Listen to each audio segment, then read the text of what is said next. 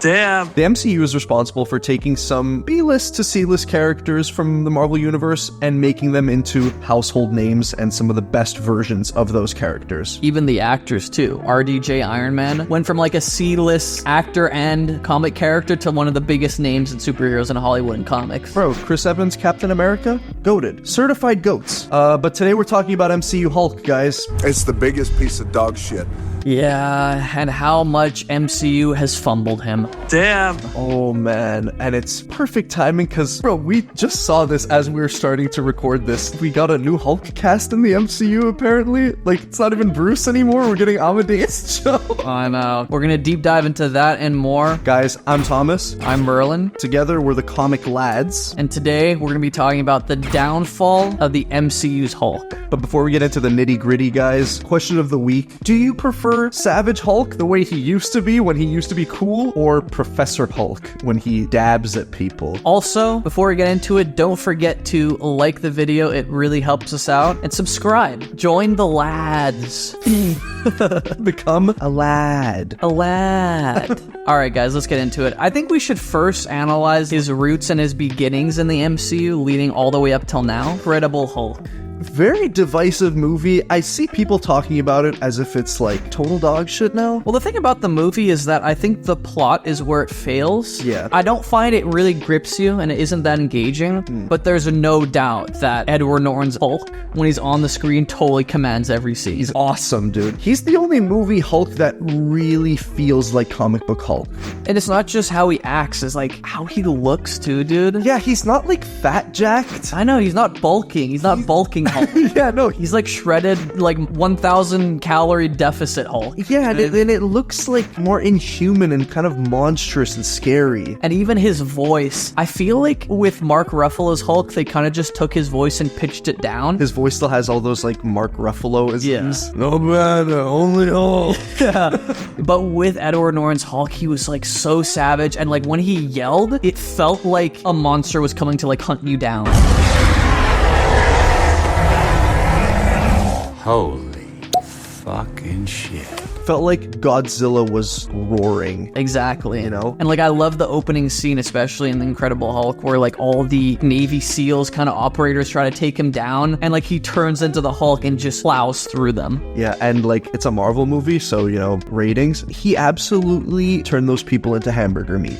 Actually, Dude, they're so I know. finished. I know, no open caskets for them. Okay, so now we gotta talk about Mark Ruffalo. Yeah, he comes into the picture. Obviously, they had to recast him because Edward Norton was apparently very problematic on set. I think he also like wanted to do like a much darker tone for the Hulk. It's kind of crazy actually that you just brought that up, and it made me think that Hulk isn't just like the angry, strong guy on the Avengers. He's supposed to be a dark, sympathetic character. Yeah. Like I'm thinking specifically of this comic book that we both recently read, Hulk Gray. Incredible. By Jeff Loeb and Tim Sale, legendary duo. And like in that book, it's so heartbreaking. Like you can see the vulnerable side of Hulk, but also the side that like has to push everyone away and be so angry to keep his vulnerable side safe. And with Mark Ruffalo's introduction to the MCU, it's kind of the first and last time that you get that with his iteration of the character. Because I feel like in Avengers 1, he's pretty good. He is good, yeah. It's like, yeah, that's Hulk. And I think Hulk is most compelling when Bruce Banner is kind of at the mercy of Hulk, you know what I mean? And slightly fears him. I don't like how comfortable he gets with the Hulk. When that's where the meat and potatoes is with the Hulk, is because it's supposed to be scary and it's supposed to be tragic, and then when you resolve it, it's kind of like, what's the character, if not the struggle between them? But post-Avengers, the only time that we actually got to see the angry, savage Hulk, he was freaking mind controlled by Wanda, dude. Which, like, was a great freaking action scene. It's an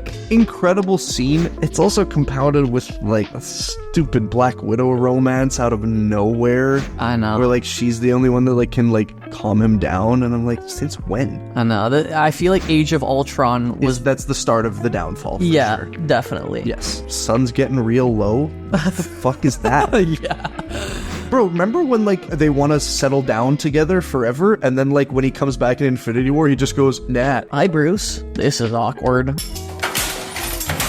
Like, kill me now. The fact that they so don't give a shit about it in Infinity War makes me think that it's like a Joss Whedon subplot. But it's also the fact that like they take a shower one after each other and was like, yeah, we should move away together and like leave the fate of the world to the other Avengers. It's like, what? This is just a thing between me and you, I feel, but after watching Winter Soldier for the first time, I feel like we both really shipped Steve and Black Widow. Dude.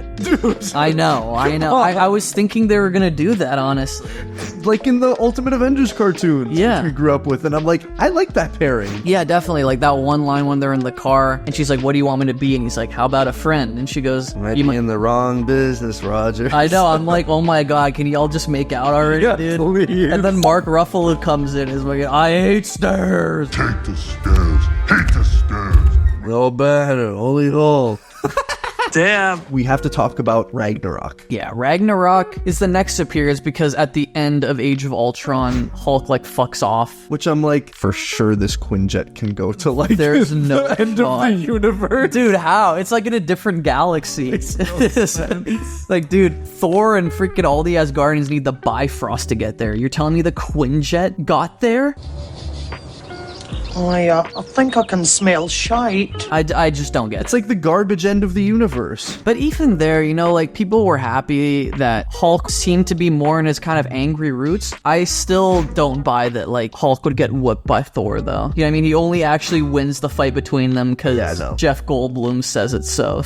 Almighty Jeff. Yeah. Almighty Goldblum. That was before Taika became really Taika. Before he started channeling the full Watiti. Oh my.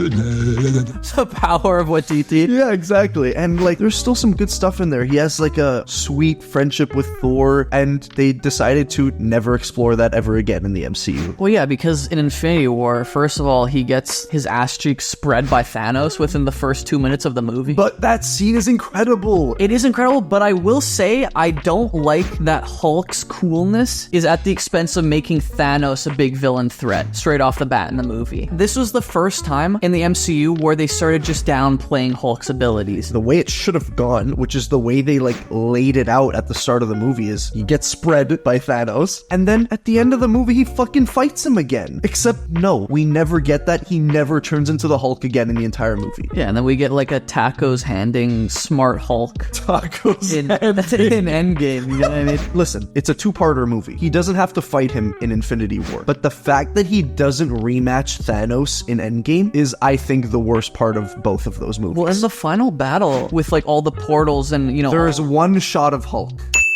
Yeah, I was expecting, and I think even before we went into that theater, we were talking about like, oh, he's got to have a rematch. He's got to have like some kind of redemption. He's got to get angry and become Savage Hulk. Yeah. And fix his stupid, like, withered arm. And then guess what? Next time we see him in She-Hulk, He's not strong enough to stop a Jeep, bro. See, now that's some bullshit.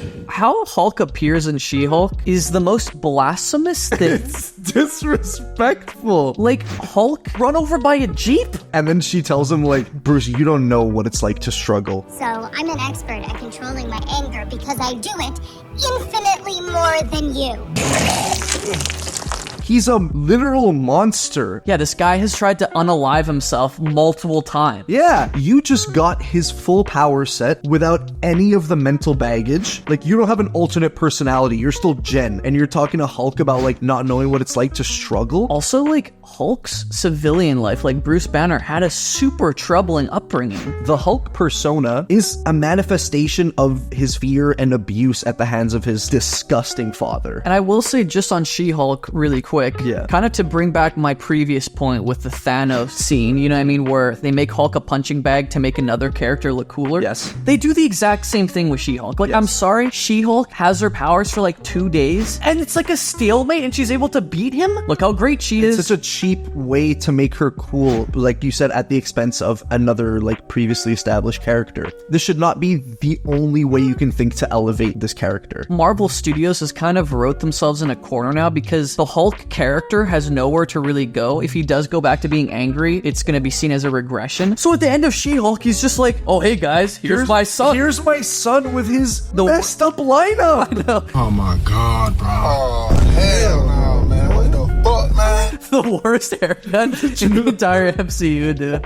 What is that hair? It's terrible, dog. I know, and even to the point now, full circle to the start of this video, breaking news as of the recording of this video, we just learned that Amadeus Cho Is coming to the MCU? We're getting a replacement Hulk when we haven't even had like a good Hulk for fucking 8 years. dude, longer than 8 years. 10 years 10 as of years. Age of Ultron. Oh, The fumble of MCU Hulk has to be studied. it's historic. I'm gonna say something controversial. Yeah. It might be one of the worst on-screen depictions of a character. It's gotta of a be. superhero character. It is, and it's up there with like the biggest character assassinations in the MCU, of which they've had a couple. Yeah, but this is unforgivable. It's unforgivable. Like, dude, he's like one of the 4 pillars of the Marvel Universe, I'd say. Dude, has MCU Hulk won a one-on-one fight since the Incredible Hulk movie? Wait. Okay, let's go. Wait.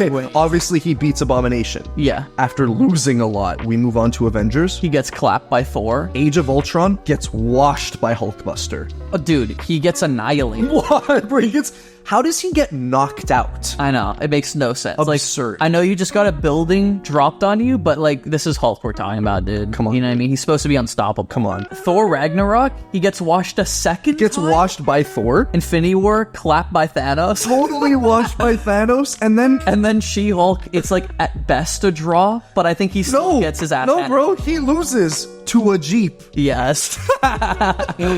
I know, man. The strongest Marvel character has not won a fight in the MCU. I know, and it's like Hulk is supposed to be like the trump card of the Yes. Marvel universe. Yeah. No, it's become such a cringe meme, like, we have a Hulk, but, like, literally. But no, a Jeep takes him out. I just can't believe it, man. The MCU has fumbled this character. And now that we know that Amadeus Cho is coming, bro, like, we might never see Mark Ruffalo again. Wait, so we have She-Hulk now, we have Red Hulk, we have Scar, his son, Yes. and now Amadeus Cho also. They're gonna do an Agents of Smash. I'm calling it right now. We cannot see that movie. Oh, there's no We shot. can't go see Agents There's of no Smash. There's no shot, dude. Oh, and if you want to count it, Abomination, because he's kind of like a reformed criminal. And Liv Tyler's coming back as Betty Ross. She might become Red She-Hulk. No, we're cooked. I'm telling you, guys, you heard it here first. They're gonna do Agents of Smash, guaranteed. Oh my god, dude. If they put Rick Jones in the MCU and he becomes A-Bomb, I don't know if we can ever buy a movie ticket. No, we're to any movie. But that's our take, guys. If you enjoyed the video, give it a like, and we'll see you next time. Dab. Dab. Dab.